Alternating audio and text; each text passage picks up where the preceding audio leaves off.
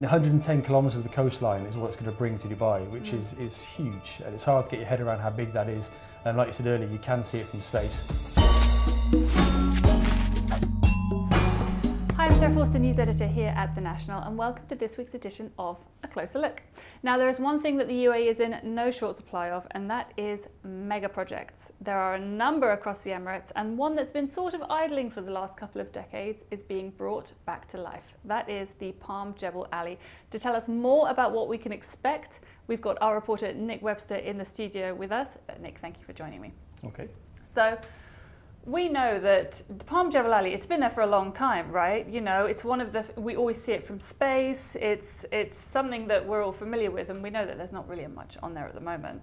We're going to talk about what's going to be on it shortly, but let's talk about why there's nothing there now. Okay, well this was built in 2002, so it's 21 years old. It's been there for a long time. Like I said, you can see it from space. It's twice the size of the existing Palm Jumeirah, so it's a substantial project, and it was mothballed in around about 2008 because of the financial crisis.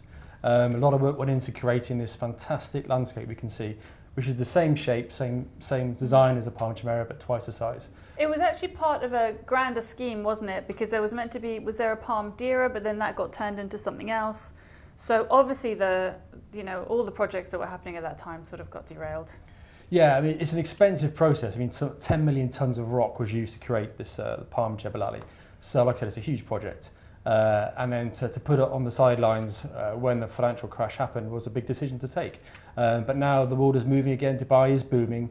There is huge demand for waterside properties, as I said. So there's obviously going to be a lot of residential properties on here. People can move and live right in front of the beach, which is, you know, the dream for many. But there's also going to be hotels and resorts for tourists coming over here, but there's going to be quite a few. Yeah, some 80 hotels and resorts are planned for Palm Jebel Ali, and it's 13.4 square kilometres, the whole shape of the island, so it's a huge area.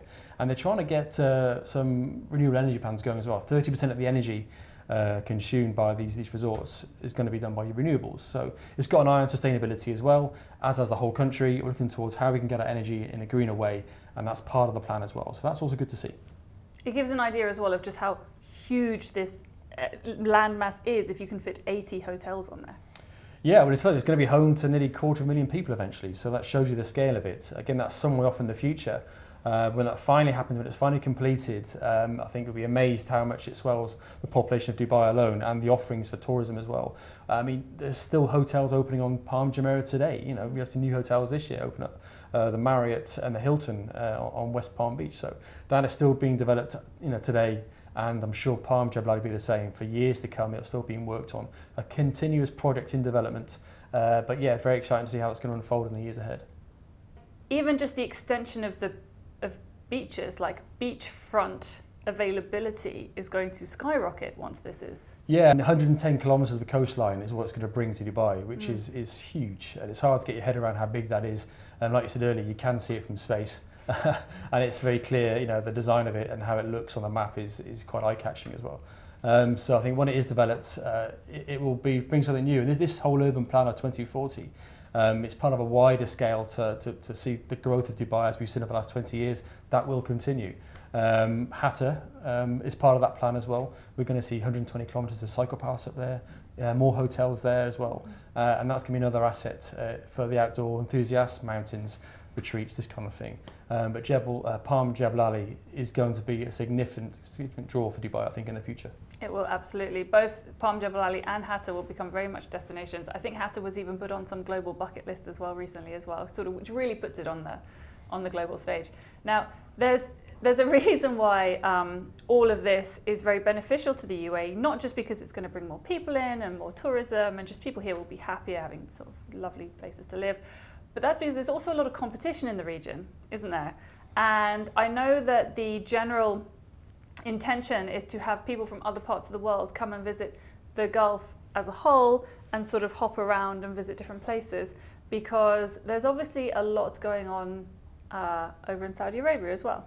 There's competition now for the Gulf, no doubt about it. What's happening in Neom, that's going to be twice the size of Lebanon, I believe. It's going to be a colossal addition to the Gulf. And they've got Sedana and Trojena, 2 resorts there, the mountains and the beach, which is going to be another big draw for the region. So Dubai has competition, there's no doubt about it. And then developments like Palm Jebel Ali is going to be not competing directly with Saudi Arabia, but it's something they're looking at. You know, where do you come and set up a new life? Where do you come to live, work and play?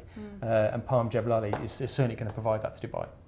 It is. And I remember both you and I were in Qatar, weren't we, for the World Cup? And that was something I heard a lot of there, that people were being exposed to this part of the world for the first time, and then they were going to go around and see all the different countries. And it's obviously an opportunity for all the nations in the GCC to work together to really draw that tourism to this part of the world.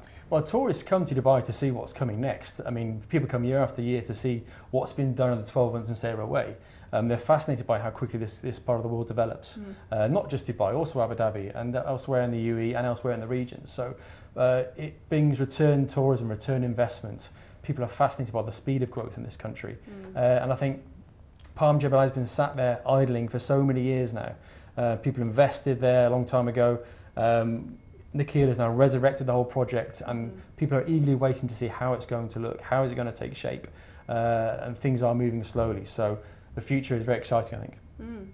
Brace yourselves, because it looks like it's about to explode into life again, doesn't it? Absolutely, yeah. All right, well, thank you so much for joining me, Nick. Okay.